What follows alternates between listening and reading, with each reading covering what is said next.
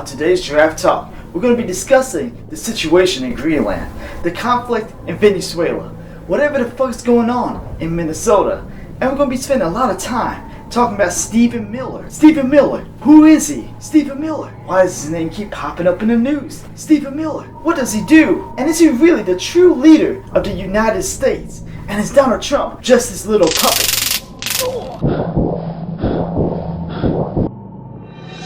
Suspect is still on the run. The victim remains in We critical. will explain how it affects you and your family. Expert sources indicate The story is still developing. Reports still remain unconfirmed. they're calling it chemo.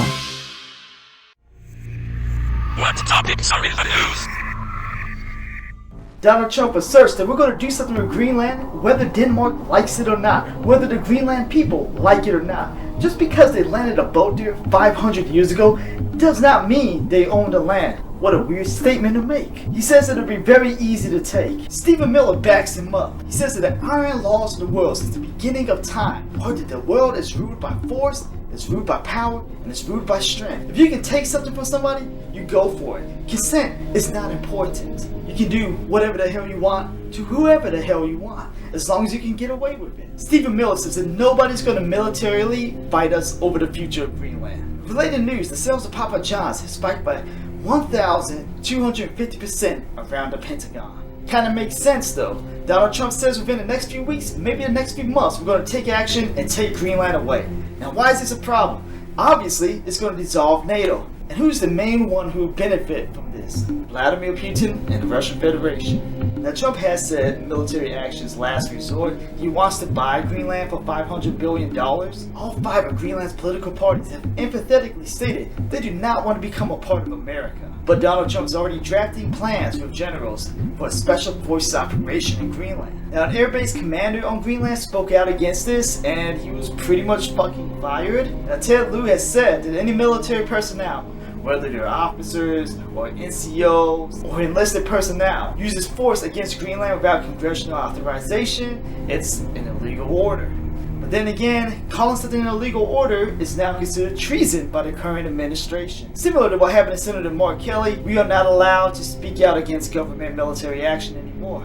However, Mark Kelly has also filed a lawsuit against Pete Hegseth, saying that this man has trampled on the Constitution. Well, I guess we'll just have to see where this goes. Danish troops have been given orders: shoot first, ask questions later. French President Macron said he's developing a plan to combat the United States if they try to invade Greenland. It's long been a thing where the United States is turning away from their allies. So Trump has pulled the United States out of 66 international bodies. Speaking of Mark Kelly, he has called for Senator Kristi Noem to be impeached for congressional oversight obstruction and withholding congressionally appropriated funds. Furthermore, he states that she directed unconstitutional action, violated due process, and has compromised public safety. Now what's he talking about? Maybe it's the situation in Minnesota. Now Tim Walz is still getting a lot of heat. He says he's dropping out of his political race. Now why did Tim Walz bitch out? Is it because he's guilty? Does he think there's too much heat on him and too much distraction? Elon Musk has called him a traitor for his fraud, which is interesting coming from Elon Musk because I thought Doge was meant to find fraud, so how did it not pick up on what's going on in Minnesota? Speaking of Somalia and fraud, the United States has halted the food aid towards Somalia, stating that warlords are just seizing the aid. But Walz isn't done governing. He's already sending the National Guard to oppose ICE, and Sheriff Rochelle Bell warns ICE not to commit any illegal action, saying that they don't want the smoke. Now here's the thing, both J.D. Vance and Stephen Miller has said that ICE are federally immune to committing any crimes, facing any consequences for their actions. And now, under the command of J.D. Vance, ICE is going door to door and raiding homes and arresting people. And they're going after protesters as well. But ICE is ramping up. They said they're not even started, and they're going to start targeting Muslims next. So there seems to be a lot of jurisdiction conflict going on. Security guards are throwing ICE out of private businesses. Hotels are refusing to house ICE agents. Protests are forcing ICE to retreat in the middle of citizenship test. ICE has killed 3 people and tear gassed a school while arresting students. And of course we all know about the shooting of Renee Good by Jonathan Ross. Information is still coming out. Some footage seems to show that maybe Jonathan Ross was slightly clipped by the car and had to go kill her to defend himself after she drove away. Some footage shows that she's just trying to escape the situation, but ignoring the orders from federal agents. Overall, it seems to be a very complicated and complex situation. Now the DHS has released statements saying that they are training their agents not to stand in front of cars and not to escalate conflicts. Seems like this is a tactic used by some agents to find an excuse to shoot a suspect or an uncooperative citizen. So I guess we won't really know what's going on until further developments are made, but it does seem like a murky issue and people are getting fucking heated over this. So there has been calls to defund ICE. Do they really need that much personnel? Do they need to be militarized? Are they really a replacement for law enforcement such as police officers? Schumer and Jeffries refuse to back the cause to defund ICE. So now when it comes to Venezuela, Senate has voted 52 to 47 to halt any further action in Venezuela without congressional approval. Donald Trump said he was already canceling the second wave of attacks anyways because the Venezuelan people learned to listen to what he has to say. They're learning to cooperate. However, Pete Hegseth said that the naval blockade will remain. They're blocking any oil tankers from taking oil anywhere else except for the United States. And all that oil must go to Donald Trump. Donald Trump says he needs to take all of the profit from the oil so he can fairly divide it amongst the Venezuelan citizens. Now Donald Trump said it's a matter of national security. He is shielding the profits of Venezuelan oil to prevent private creditors from seizing it. I don't know if I believe that, but fingers crossed. Furthermore, Donald Trump says we need to strike at the cartels of Mexico. Now, killing a bunch of boaters in Venezuela has stopped 97% of the drugs from coming into the United States. I guess that remaining 3% coming in from Mexico is really doing a number. And it seems like the official story from Donald Trump is that he lied about China bringing in fentanyl into the United States. That was all just him joking. And Maduro has finally appeared in court and he has pled not guilty to the narcotics charges. Now the Department of Justice has dropped the claim that the Cartel de los Soles even exists in Venezuela. So it kind of makes me wonder, did this cartel even fucking exist? Is this really about drugs or is this about oil like Donald Trump said it was? Because of his actions in Venezuela, Donald Trump said he would accept the Nobel Peace Prize for Mercado. However, the Nobel Peace Prize organization said you can't transfer a Nobel Peace Prize. First 500 million barrels of oil will go directly to Donald Trump. He said he's going to distribute it fairly to the Venezuelan. Further news, protests in Iran are continuing against the totalitarian regime. At first it was reported 36 citizens have died. Now the death count might be up to 500. The Iranian government has shut down internet access for the public. However, there is some good news. Donald Trump reports that Iran is open to negotiation, find some kind of middle ground, some kind of peace treaty. And the White House has spoken on the name Donald Trump that keeps appearing in the Epstein files. They claim it's another rich guy named Donald Trump. The Department of Justice has subpoenaed a central bank, and Jerome Powell is under investigation. So now the main topic of today, Stephen Miller. Who the fuck is he? Why does he look like a flaccid penis? Is he really in charge of the White House? How have his political views and policies affected the average citizen like you and I? Who the fuck is Stephen Miller? Very controversial and wildly disliked member of the Trump administration, and his approval rating is usually around 17%. Politics are considered far-right, anti-immigration, and white nationalistic, and he had the prestigious honor of winning the New Republic's 2025 award for Scoundrel of the Year. So what does Stephen Miller do? He's the Homeland Security Advisor and the White House Chief Deputy of Staff for Policy. 2017 to 2021, he was the Senior Advisor to the President, Director of Speechwriting for the Trump administration. February 2020, he would marry Vice President Mike Pence Press Secretary Kitty Rose Walker, and President Donald Trump would attend his wedding. They met in 2018 and have 3 kids. This is Giraffe TV. Stephen Miller's political views. Stephen Miller said he became a conservative in the 7th grade, and his classmates said he was fond of contrarianism and causing conflict. Basically, he was owning the libs. He calls himself a libertarian. He said he read a lot of Ayn Rand and the Federalist Papers, and he has supported Trump since 2014. The Southern Poverty Law Center has referred to him as an extremist since 2020, and he considers Obama to be the worst U.S. president. Stephen Miller's views on immigration.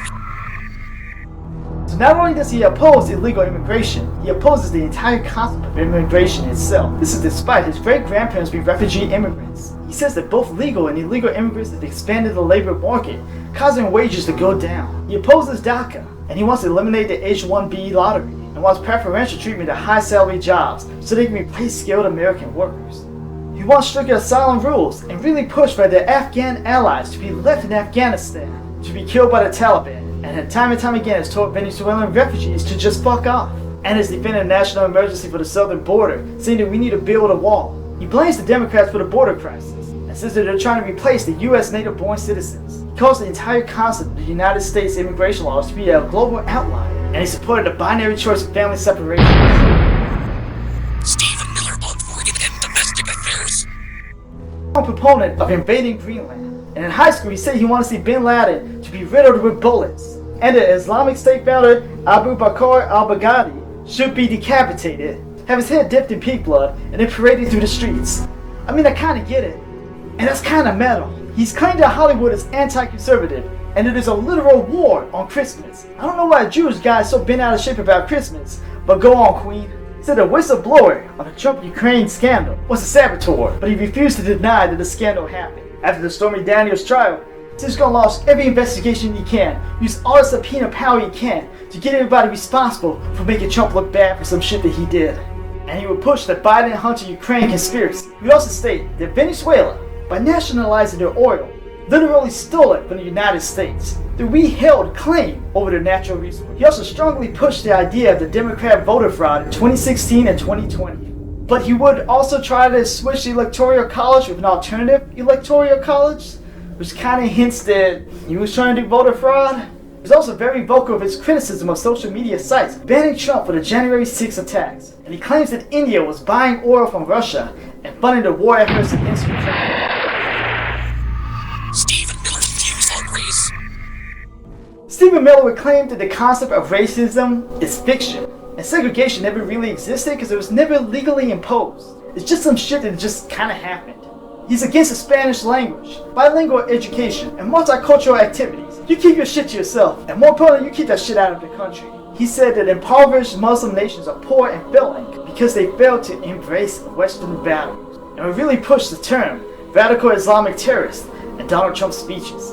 He said the whole concept of equity was discrimination in itself. This is Giraffe Productions. The early life of Stephen Miller.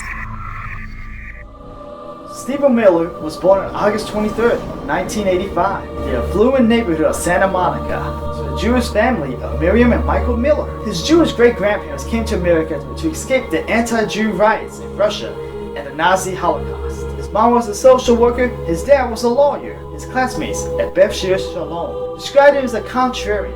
In Santa Monica High School, he opposed the Chicano student movement. Now, some people say this is after a Latino student turned him down when he asked her out on a date. He was known for his inflammatory and contrarian statement, and he made up events such as explaining how a teacher stomped on an American flag after 9/11 occurred, which the students say never really happened. He proudly stated that he was against the entire concept of multiculturalism, and he forced the school to make the students say the Pledge of Allegiance every day. He was considered to have more publicity than any other student, and would regularly call in on conservative radio talk shows. He was even made fun of in the high school newspaper for his audacious behavior. He would run for his high school student announcer position, and the main focus of his campaign is that students should have the right to litter on campus.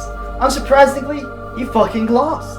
He participated in band, he was on the tennis team, and he was a part of many political and youth groups, and he was a part of the religious studies. He loved casino, tried to cosplay as Robert De Niro's character. He got real into gambling and wearing suits to class. David Howard would become friends with Stephen Miller after he heard him on the Larry Elder Show. You're watching Giraffe TV. The college career of Stephen Miller. Eventually, when he would graduate high school, he'd enroll in Duke University.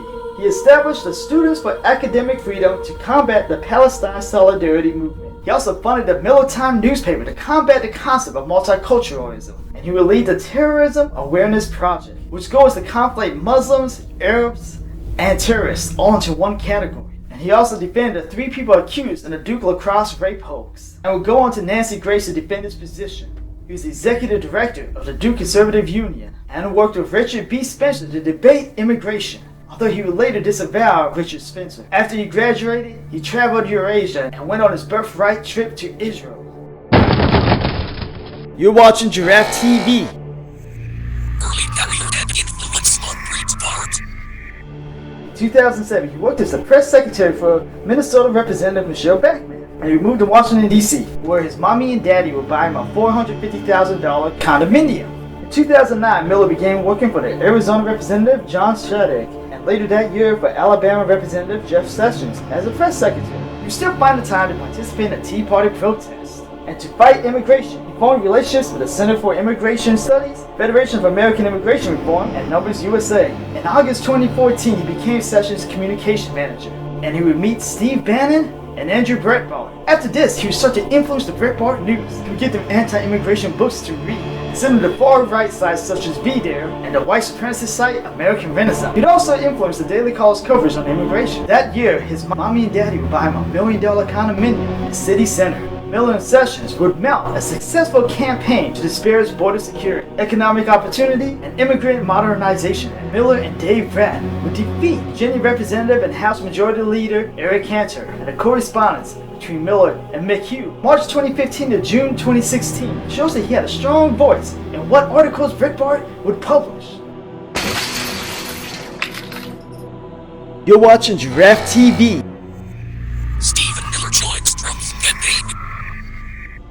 Now Miller, who was intrigued by Trump's views on race, wanted to use him to defeat Marco Rubio, son of Cuban immigrants. Now campaign manager Corey Lewandowski had a strong reluctance for Miller to join the Trump's campaign. But in January 2016, he would join as a senior policy advisor, began writing Trump's speeches and preparing him for debates, and got Trump to start using a teleprompter. And his interview on Breitbart's News would influence the National Border Patrol Council's decision to endorse Trump.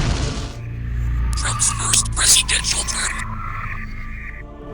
And in August 2016, he was appointed Trump's national policy director and economic team lead. In December 2016, Miller was appointed as Trump's senior advisor for policy. Now this was an unelected advisor, so the Senate did not have to confirm this position. Miller would co-write many of Trump's initial executive orders. Most infamously, Trump's travel ban to several countries who were facing conflicts, which is known by many people in the public as the Muslim ban. He would clash with Chief of Staff Priebus and Press Secretary Spiker. He drafted a plan to purge the federal government of Obama administration appointees. Miller drafted a letter to fire FBI Director Comey, and he advocated for pardoning the Maricopa County Sheriff Joe Arpaio. Stephen Miller's immigration policies. And Trump, under Miller's direct command, would announce a gradual end to the Deferred Action for Childhood Arrivals, popularly known as DACA. He would drop the refugee quota from 110,000 to 45,000 and then 30,000. And he would also draft a plan to hire 10,000 more ICE agents and would begin to increase their budget and start to militarize the organization. Now, Stephen Miller was accused of causing the January 2018 federal shutdown. He refused to agree to a deal with DACA, and Miller would work against the Department of State's Bureau of Population, Refugees, and Migration. He would use Trump's executive authority to crack down on immigration, and would advocate for Donald Trump's family separation policy. Terry Branstad prevented Miller from banning Chinese student visas, but Miller would work his ass off to end birthright citizenship and permanent residency to any immigrants receiving any benefits. On December 2018, Miller said he'd shut down the government to build the wall. If they don't approve of his budget plan, we don't get a fucking government. Federal employees don't get a fucking payment. There will be no compromise, and we will shut down the government. Miller was supported by Kushner, but Miller would end up turning his back on Kushner because Kushner agreed with the concept of having legal immigration. Stephen Miller said nobody gets in this fucking country. Stephen Miller would begin to take a more active role in the speechwriting. He would increase the detention times for immigrants. Miller opposed